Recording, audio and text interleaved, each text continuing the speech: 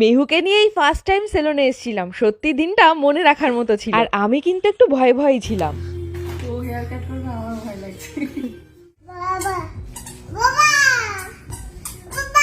ব্যাস, চারিদিকটা ঘুরে সব দিকটা বোঝা হয়ে গেছে, আর কোনো টেনশন নেই।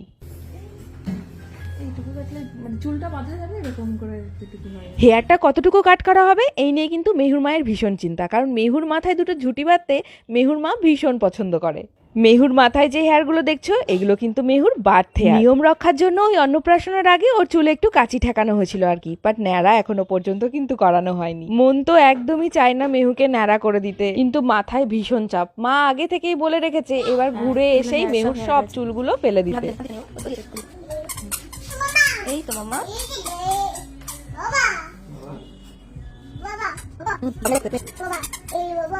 এই যে দেখো, মেহু কিন্তু এবার ভীষণ সিরিয়াস মোডে ভাবছে আমার হেয়ারগুলো নিয়ে এরা করছেটা কি। আর এই আঙ্কেলকে কিন্তু রীতিমতো তার কাছে পারমিশন নিয়ে তার হেয়ার কাটটা করতে হয়েছে। মেহুকে তো অনেক কিছু দিয়ে ভুলিয়ে ভালিয়ে রাখতে হচ্ছিল, তবে শেষমেশ তার বাবাকে তার পাশে দেখে সে কিন্তু একদম আশ্বস্ত হয়েছে।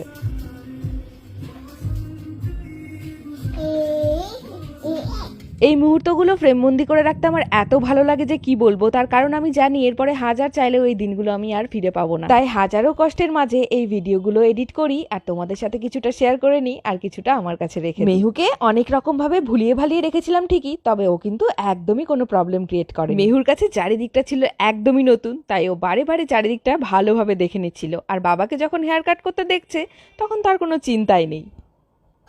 না না,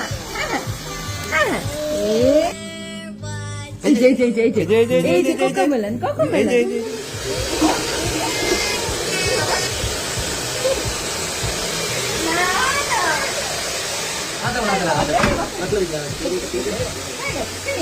ব্যাস, হেয়ার কাট তো কমপ্লিট। এবার পাকা বুড়ির এক্সপ্রেশনটা তোমরা নিজেরাই দেখে নাও। আর মেহুর এই এক্সপ্রেশন দেখে মনে হচ্ছিল সত্যি মনে হয় হেয়ার কাটটা ওর ভীষণ পছন্দ হয়েছে।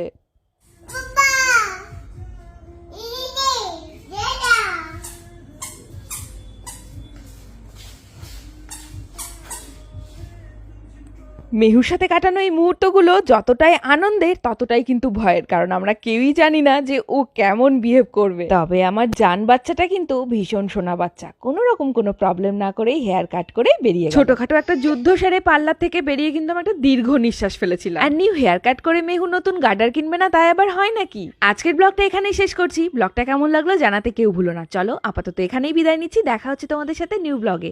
ততক্ষণ সবাই ভীষণ ভালো থেকো, সুস্থ থেকো। মেহুকে নিয়ে এই ফার্স্ট টাইম সেলুনে এসেছিলাম। সত্যি দিনটা মনে রাখার মতো ছিল। আর আমি কিন্তু একটু ভয়ে